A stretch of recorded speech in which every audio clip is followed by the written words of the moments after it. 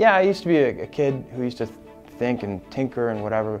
My mom said there was a story where I was in a luggage store with my mom, and some lady came up to her and said, "Hey, your kid here is playing with a lock at like 2 years old. You know, he seems to understand how this lock works." She's like, "You better keep your eye on this kid. He knows what he's doing." My name is Mahmoud-Lababidi. I'm a PhD student at George Mason University. I'm doing my PhD in physics. My focus is condensed matter theory. My current projects include a new material called topological insulators. One thing that makes me wary of this is that if you look at this realistically, you know, there's just... Right.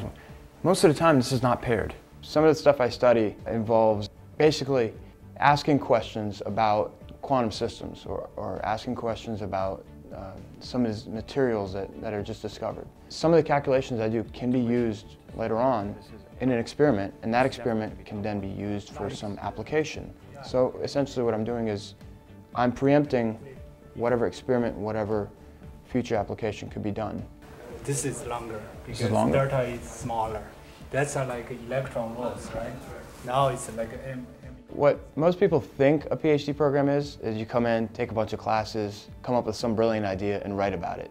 Okay, that's not it. When you find the right professor, you find a professor to work with, he will mentor you to help you become very independent, in a way driven to kind of do what it is that you want to do. My advisor, Zhao, showed me this beautiful world of condensed matter physics with, you know, you can study this effect, you can study superfluids, you can study cold atoms, you can study all this, and I didn't realize that condensed matter physics is basically, you know, quantum physics of today. Mahmoud is actually a remarkable person. I encourage him to formulate his own ideas. I can point to a direction, say, look, here's what this direction I think is going to be interesting and we can do something about it. And here's the kind of the work other people are doing, and you can take a look and tell me how you think about that. Every time I tell somebody I'm getting a PhD in physics, they're like, what are you going to do with that?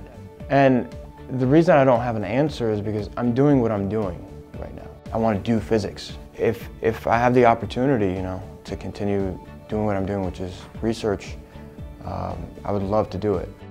I try to take it one day at a time, but you know, it's something to think about, of course, but it's, you know, life throws you curveballs all the time. I mean, look at me. I'm sitting here interviewing about my physics program that if you go back many years ago, I would have said, are you crazy? Me do physics? You know, me publish papers in physics? No, can't be.